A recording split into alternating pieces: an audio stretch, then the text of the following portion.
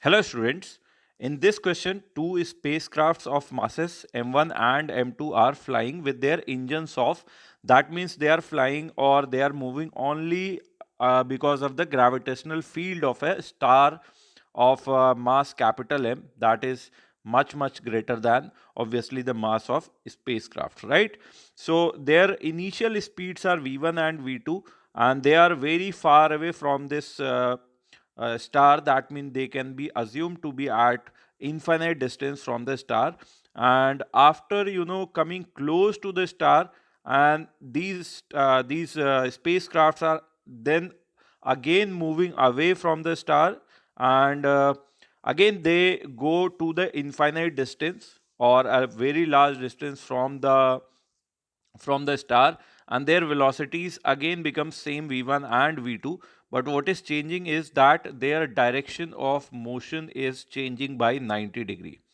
So during the passage, if one of these spacecrafts are approaching with the minimum distance as r1, what should be the minimum distance of approach, or what should be minimum distance between the second spacecraft and the star, that you have to determine, right? So for that question, let me tell you one theory pointer, that in all such cases when one of the mass is very heavy as compared to the other mass, it could be a system of a planet and a satellite, right? So a planet is much heavier as compared to the satellite. It could be a system of a star with respect to planet, right? In this case the planet will be of a smaller mass, so it will be moving. So in all such cases we can assume the heavier mass to remain stable or static, right? So it is not moving. So this lighter mass will take three kinds of trajectories in general. So what are going to be these three trajectories? These three trajectories are actually the one of the are going to be actually one of the parts of the conic section. That is, they are either going to be parabolic or going to be elliptical or going to be hyperbolic, right? So what is the condition? How do we check for these things? We have to check for the total energy of the system, right? So there is going to be three kinds of these trajectories in general cases. So of course the heavier mass here will remain fixed, and the position of this heavier mass will be at the focus of these trajectory, right? So here will be heavier mass. In this question it was the star here, right? So this star will remain at the focus. Now we'll have to check which of these paths this spacecraft is going to take, right? So for that we need to check for the total energy of the system. Total energy of the system, right? If the total energy is equal to 0, in this case we are going to get a parabolic path. So if the total energy is strictly equal to 0, then we are going to get parabolic path. If we get the total energy less than 0, whenever a system has total energy less than 0, that means this must be moving on the bounded curve, right? So in case of total energy less than 0, this curve is going to be elliptical, and that is how our planet is moving around the sun, because it has a total negative energy, right? So in that case this is elliptical. And in case of hyperbolic path, what the total energy must be? The total energy must be positive, right? So here in this case the question says that initially this star was, let's say, here, and spacecraft is at a very large distance, right? So let us assume that spacecraft is at very large distance, at an infinite distance, and let's say its mass is m, and it is moving along this direction with velocity, let's say v1, right? So initially, since they are separated by a large distance, their interaction is going to be 0. So potential energy is also going to be 0. and this planet is of course at rest, or the star is at rest. Only this spacecraft is moving, but it will have some kinetic energy. That means the kinetic energy is positive, right? So that means the total energy of the system is going to be greater than zero. So we have determined that the path of this spacecraft is going to be hyperbolic path, right? So let us draw a hyperbola here. This is the hyperbola we have for you. And on this hyperbola, let's say initially this star was very at a very large distance, right? We already know that the star is going to be at the focus here, right? So star capital M is going to be at the focus. This spacecraft was initially at a very large distance. That means it can be assumed to be on this asymptotic line, right? So we have drawn these asymptotic lines here. So let's say this star spacecraft was here, moving along the tangential direction. Of course, it will move along the tangent to its path, right? So it is moving.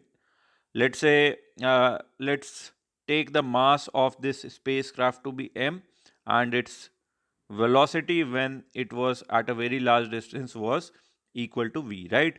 So it will keep on moving on this path, and it will go on this path, and again, just due to symmetry, you can see that it will have same velocity after a very long distance, right?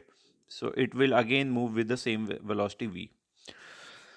And it was also given in the question that the total change in the direction, total change in the angle of this velocity vector is going to be 90 degree, right? So here we get this angle is going to be 90 degree, right? And this is a very special case of a hyperbola when the asymptotic lines are making 90 degree with each other, right? So this kind of hyperbola is called rectangular hyperbola. And for that rectangular hyperbola, we all remember that the value of eccentricity is equal to root of 2, right? So we already determined that E will be equal to root 2, right?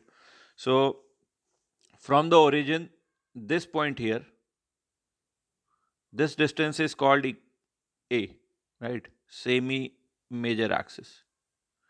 This distance is equal to A, and this distance is going to be equal to A. So let us just assume this is equal to A. We can solve in this form only, right? So this distance is equal to A, and from origin to the focus, the distance is equal to, this distance is equal to A times E, right? So value of E is root 2. So this distance is going to be root 2A, right? So now if we apply uh, for these kind of questions, we only have two things to apply. One is conservation of mechanical energy, and another angular momentum conservation, because the angular momentum of this spacecraft is going to remain constant because the force is passing through it, right? So angular momentum about this star is going to be constant, right? So the initial angular momentum, we have to determine the perpendicular distance of this velocity vector from this star, right? So we can just draw a perpendicular on this asymptotic line. So let's draw an perpendicular,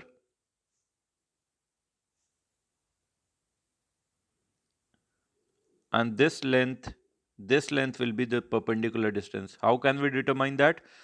You can see just from the symmetry, this angle will be half of this 90 degrees. So this is 45, right?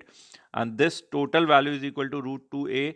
So this triangle here is a isosceles right angle triangle. So of course the hypotenuse is root a.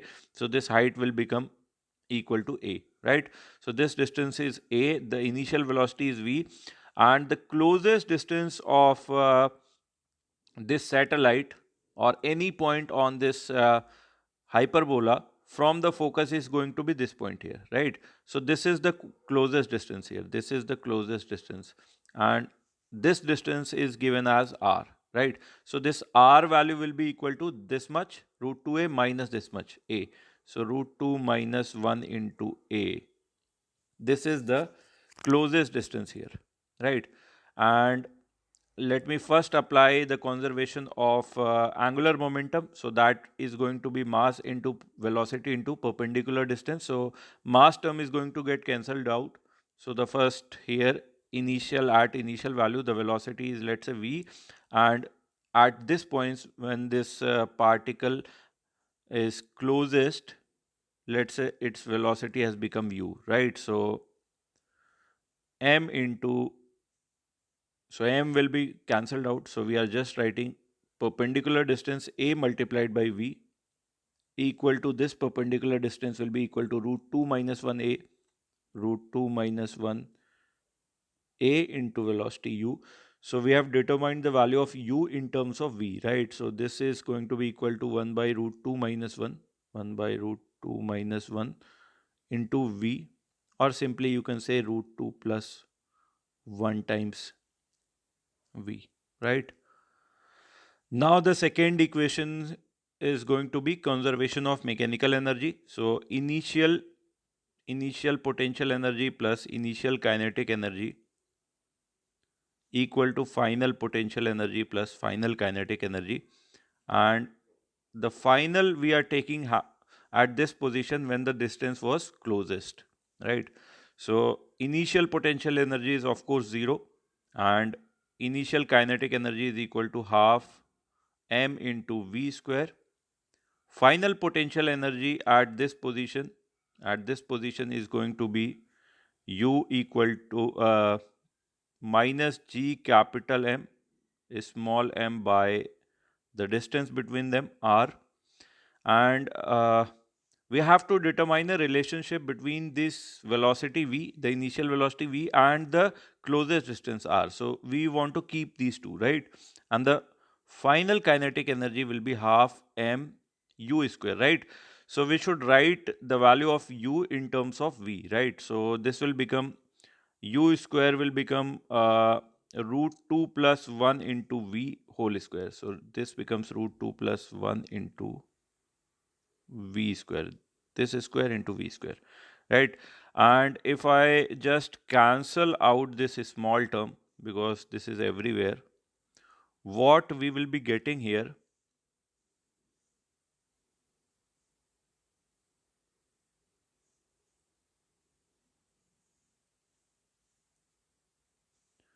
that if you can just see from here, that if I just take this quantity to the left, we'll get v square into some constant, right? Into some constant equal to this term here, that will be negative, and here also we'll be subtracting 1 minus less than some greater than something 1, so it will again be negative. So these two negatives can be cancelled, right? So here also g capital M, here also g capital M by smaller. So for the same star, this numerator term will be positive, and here again we are getting this some constant into divided by r1 again. So from this here, the value of v square into r is going to be constant, right? So value of v square into r is going to be constant, and that is what we had to determine. For the first case, the velocity was v1 and the distance, closest distance, was r1. So we can just write from here that v1 square into r1 will be equal to v2 square into r2. So obviously the value of, we have to determine the minimum distance of the second spacecraft from the star, that is equal to r2. So the value of r2 will be equal to r1 times v1 by v2 whole square, right? So this is the answer.